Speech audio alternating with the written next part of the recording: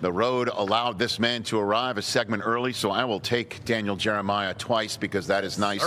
He will lead off the top of the second hour as well as finish the first. Good to see you, sir. How are you? DJ. Yes, sir. Guys, are we okay here? I know Rappaport was on before. You can hear me, though? Yeah, you can lift up the mic a little bit here. There you go. See? All right. Wow.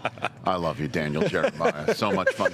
It's going to be a blast tonight. You know, I cannot wait for that, and we'll dig into that a little bit more. And your mock draft as well. So how many people are calling you for information? How many teams are asking you for your evaluation or showing? I guess I'll even curb stomp my question by asking a more direct one. Has anybody shown you their draft boards or asked you to show?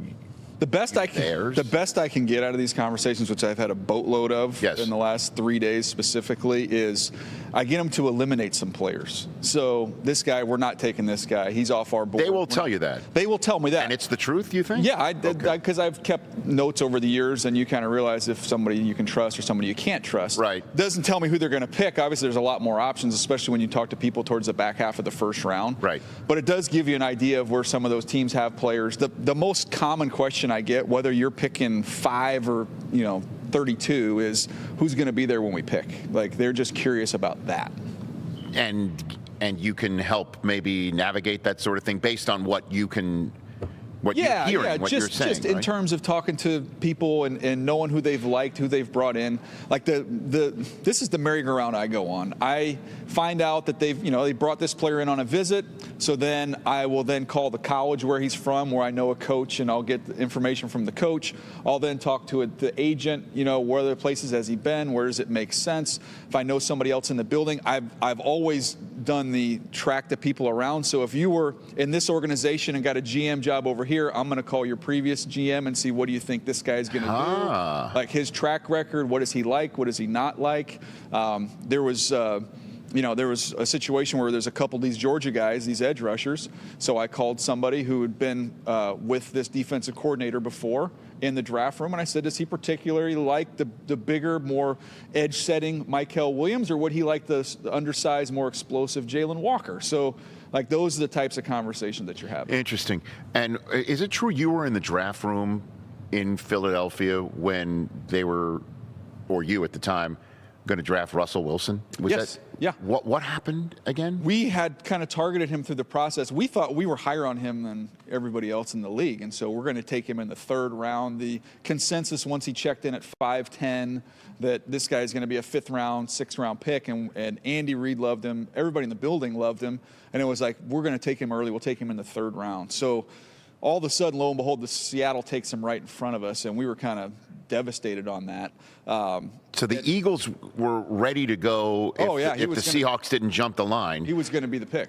For the Philadelphia Eagles. Yeah. Who was the quarterback there at the time? I think Vic, I don't remember if Vic was there. Okay. Because it's the end of the Andy Reid tenure there. Yeah, towards the end. And the irony of it is, so he goes on to those couple Super Bowls, and it's like, man, and Russell Wilson, I interviewed him at the Senior Bowl. Okay. And he texted me once a week from the Senior Bowl to the draft, texting me, because he obviously didn't know how low I was on the totem pole. But he's texting me going, if the Eagles draft me, I'm going to lead you guys to multiple Super Bowls, which I've never had anybody do that. But now that you know Russ, you can kind of see him doing that, and that's kind of confidence he had. Well, he goes on and goes to 2 Super Bowls, and we're like, what could have been? Until the guy that we settled for and ended up picking when we didn't get him was Nick Foles. And so it had a very happy ending for both organizations. Yeah. So Foles, he was the fallback. The fallback. Yeah. And there's a statue of him and Doug Peterson out front. Yeah, it was a happy ending. Can't make that stuff up. Yeah. Is there another sliding door moment that you've had in a draft room that leaps out at you like that, or whether it's Baltimore or Philadelphia? Yeah, I mean, there's all these crazy stories that you think about over the years, and I always tell people the inexact nature of this whole event that we're getting ready to cover for the next 3 days. Is you've never seen a draft room more excited to select somebody than when we selected Danny Watkins in the 1st round with the Philadelphia Eagles, who was within 3 years fighting fires. God bless him, he's doing the greater good, but it did not work out as a football player.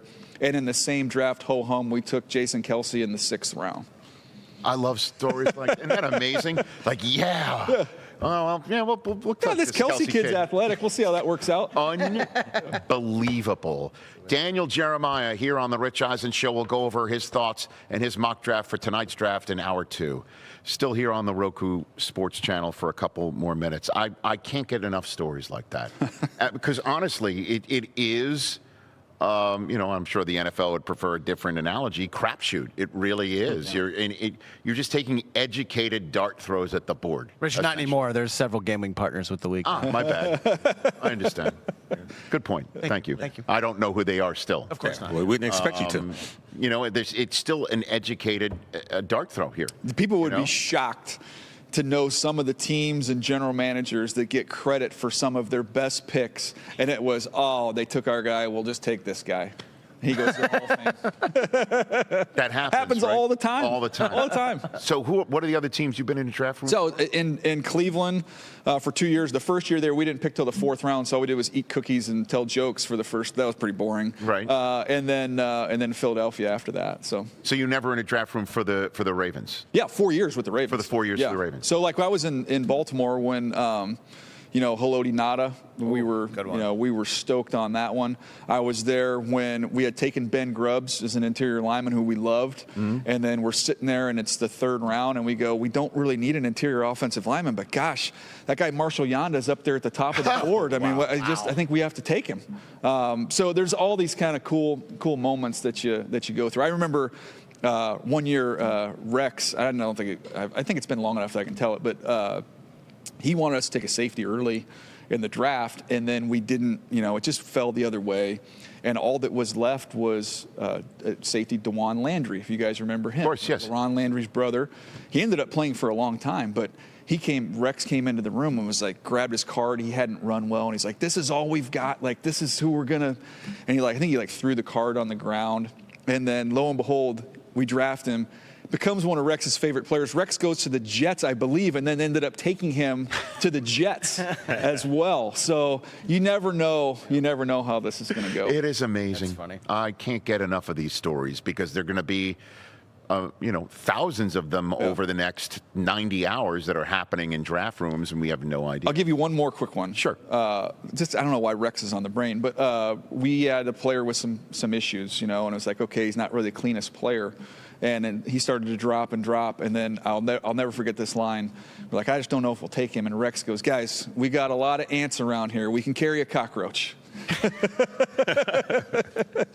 Wow. Fantastic. And, Rexisms. I know, right? You had that story right at the tip of your toes.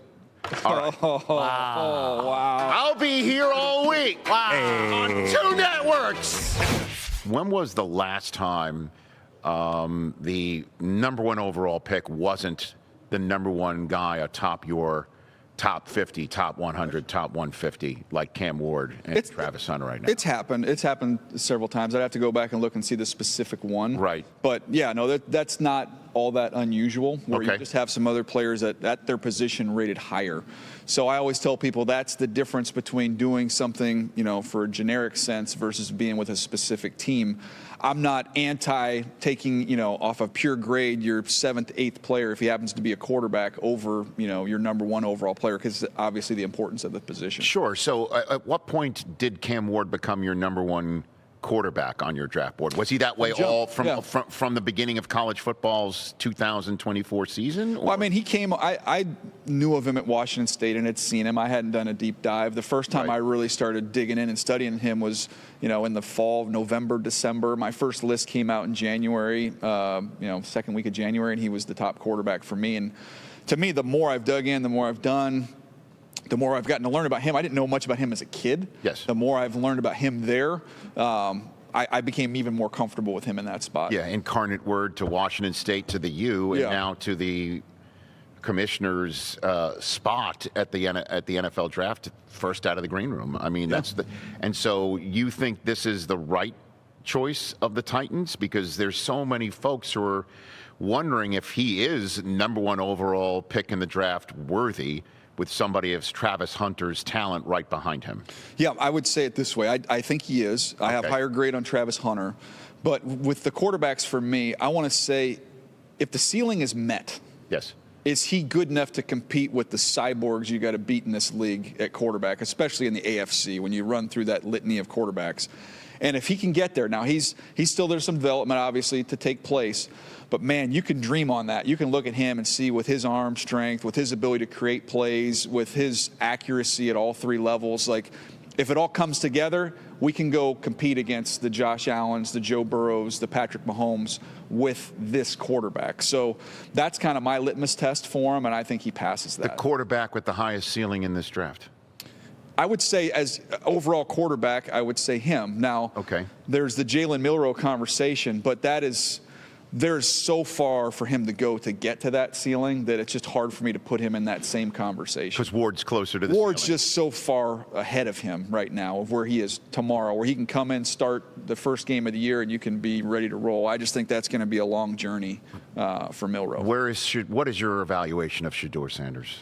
Shedeur is, like, I kind of use the point guard evaluation. If you're looking at, if we're going to go like families of quarterbacks, like styles, to me there's a style of quarterback that his style that's worked, and it's been Joe Burrow as the president of that style of play. Point guard, accuracy, decision-making, poise, like those are his calling cards, more so than just the raw arm strength, raw athleticism. Brock Purdy's on that style, like stylistically how he plays the game.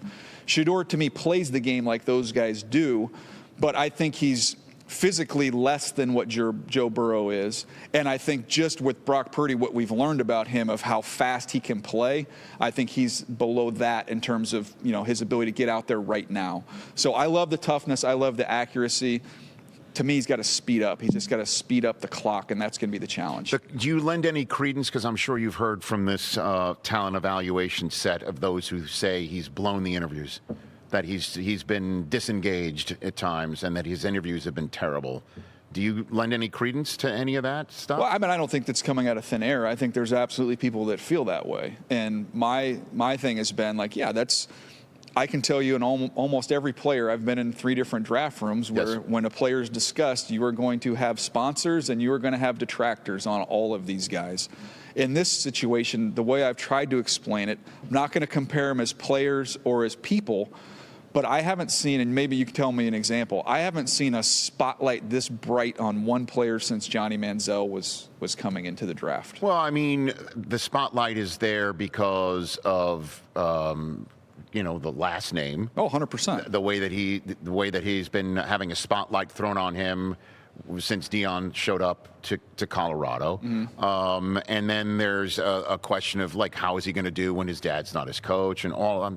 But it's the last name on the back of the jersey is the reason why. And then, of course, the front of the jersey as well, and what Colorado has been in the spotlight. They were the center of the college football universe, and for good reason. Several Saturdays over the last 2 years, from where they had come from to where they are. And obviously, Deion's right at the forefront there. But you had the most interesting player in Travis Hunter in the country. What I'm getting at is that this isn't the first time people have had negative opinions on players, but this is one that I think more people care about hearing the opinions on the player. Then again, I go back to Manziel. Let's go to your mock draft. Daniel Jeremiah, you held your final mock draft in television show format last night on NFL Network with Colleen Wolfe hosting and CD Charles Davis next to you. Before we jump into it, though, we have a drop. Oh. Yeah, we're going to mock you like a hurricane. Go. Woo. Hit it. Mock, yeah! It's time to mock you like a hurricane. That's our production value. Strong. Thank you. What'd you guys do? What's your evaluation of our production value? Strong. I'm just curious to know what you did with the rest of the budget. Oh, you're sitting on it? I don't know. Flew everybody out here? Oh, yeah. Let me just look around. Okay, so you kind of went chalky. Really? Well, didn't you? Ward, Hunter, Carter. A couple Carter. trades in there, Rich. Will Campbell. No, off at the top. You went chalky, okay? Ward, Hunter, Carter, Campbell, Genty, with nobody trading. Why do you go Kelvin Banks as the second tackle off the board to the Raiders? What'd you think about there? So here's the logic on this one. Genty's off the board, so he's out. I came down to 2 players for them. I thought of Pete Carroll and the teams he won with and went to Super Bowls with. dominant line of scrimmage teams. John Spytek, the general manager, think about Tristan Wirfs, the run game, how physical they were on the defensive side of the ball. Line of scrimmage guy coming from Tampa. So I've got line of scrimmage. Now we're going to go offense, defense. I went John Spytek's a Michigan man. Let's go Mason Graham. Then I go with Pete Carroll, and I think of Pete Carroll, Steve Sarkisian, very close, work together. I think of Kelvin Banks. So I came down to those two players, and I reached out to someone who's very close to both of those gentlemen, and I said, if these are the two options I'm giving you on the plate, who do you think they would select? And I got Kelvin Banks. Now, when you put this all together, because you go the Jets going Membu, and then Mason Graham to Carolina, Mikel Williams to the Saints, and Tyler Warren to the Bears, do you sit back and go, wow, I have Jalen Walker falling out of the top 10, and that doesn't give you pause, or you just... Well, it gives me pause based off how I have him slotted, where I graded the player. This year more so than any other. Like, for instance, Banks I have in the 20s on my sequence list, the way I graded him. Yes. I have him going all the way up there with the 6th pick. Walker is one of my top, 7, 8 players, and I have him falling to 15. This draft has been described as fit more than anything else. So how do I use this player? How does he fit in what we do? Has become a huge part of this evaluation because all of them are so similarly graded. And when it comes to the offensive tackles going early, there's only 4 or 5 of them. Yep. So if you like some of these other positions, the thought is, well, if you need a tackle, you better take him early because you're not going to like what you're looking at on day 2. Why Gray Zabel to the Niners? So Gray Zabel to the Niners is a Niners trade back. I just keep coming back to, you're getting ready to pay Brock Purdy $50 million. Yep. Your offensive line is not in a good place right now. You just lost Banks in free agency. You got a big money deal to come here, right, to the Green Bay Packers. I don't know how much longer Trent Williams is going to play. You're going to have to start rebuilding this offensive line. And I thought, to me, he's one of the sure things with 5-position flexibility. At 11, that coffee might be a little bit rich, but I think there's a chance that they could try and position themselves. They need a lot of players as a trade-back team. But I have a two-trade maximum when it comes to a mock draft. My brain will go crazy if I do any more. And we'll get to the drafts in a split second. But Tet McMillan to the Cowboys. Why do you have McMillan as the first wide receiver off the board and to Dallas? Well, I think if you're chasing ceiling at the receiver position, I don't have him as my top receiver, but I do think if you say everything works out for all these receivers, he has the highest ceiling. And more than anything else, I thought he would be kind of the exciting pick. And I've been kind of railing on the Cowboys for being bad and boring. So let's try and root for them to do something exciting and interesting. And I thought McMillan would be the more interesting choice. And then the exciting and interesting is the Broncos trading up from 20 with the Dolphins to take Colston Loveland and bring the Michigan tight end there. Why do you peg that one? I just heard early on in the process that, obviously Sean Payton mentioned the thing about wanting a joker, a mismatch player, whether that's a back, a tight end. They go out and they paid Evan Ingram. And then I just kind of asked around, do you think Evan Ingram's contract or his presence would dissuade them from potentially getting someone like Loveland, who is a true mismatch player, as you know?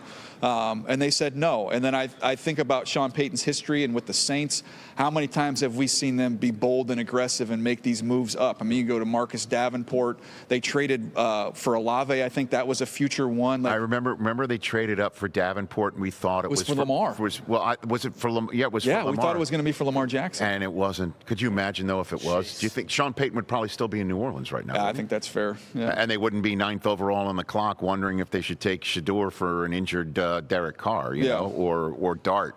So then you got Shamar Stewart going to the Colts and Jalen Walker falling to 15. Man, if the Falcons get him at 15, they'll be doing cartwheels. I think if he starts to drift too, I just keep an eye on the Philadelphia Eagles in these scenarios.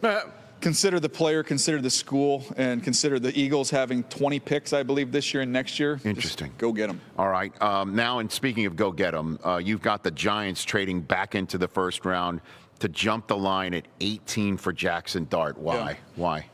I would put it this way, Rich. If we're going to go hot wings analogy, I would say with Jaxson Dart, very hot with the Giants. I would say medium with the Browns, and I would say mild with the Saints. They just seem to be the team that's most connected to him, and you're looking at 21 as the Pittsburgh Steelers.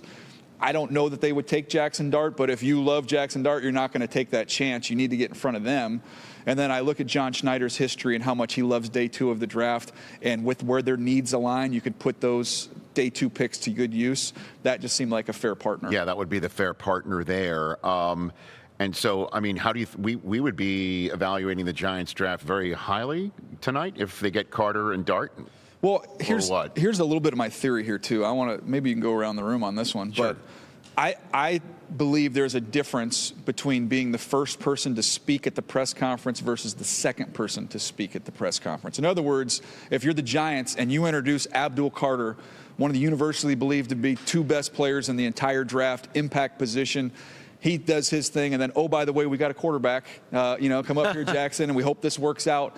But it doesn't feel like you're pouring all your eggs into that basket, whereas Jaxson Dart's your first pick. You bypassed, some of these elite players. I think that's a different level of pressure that's placed on him, especially in that market. All right, and then finishing up your mock draft, Shedeur to 21. You think the Steelers do take him? Confidence level not high there. Why? I mean, to me, it's a coin flip. I just was trying to find, where that stop is. If it's not here, I don't know where it is. So I think 21 is going to be a huge pick to be keeping an eye on if you're following Shedeur Sanders and his journey. Okay, and then, I mean, you want to talk about strange bedfellows. The Jim goes and takes an Ohio State Buckeye, Travion Henderson. I do like to have a little fun in these, too. So you have Henderson going second as the running back department. I think the Rams really do like Amari Hampton, and I would not rule it out with them trying to move around the board a little bit. Well, how does that work in the running back room? They took Corum last year, but obviously, and they've got Kyron. Yeah. So Kyron Williams, this was when I first thought about this, and Kyron Williams rushed for, I believe, 1,399 yards, 14 touchdowns. Oh, he was used, 2 years in a row. Kyron Williams is getting ready to get to the point where he has to get paid. Yes. So there's that part of it. Here's the other part of it. As well as he ran the football last year, this is one of the best offensive lines in football that Les has built there. Last year, Kyron Williams had 1 run of 30-plus yards. Saquon Barkley, you include the playoffs, had 13. Against the Rams?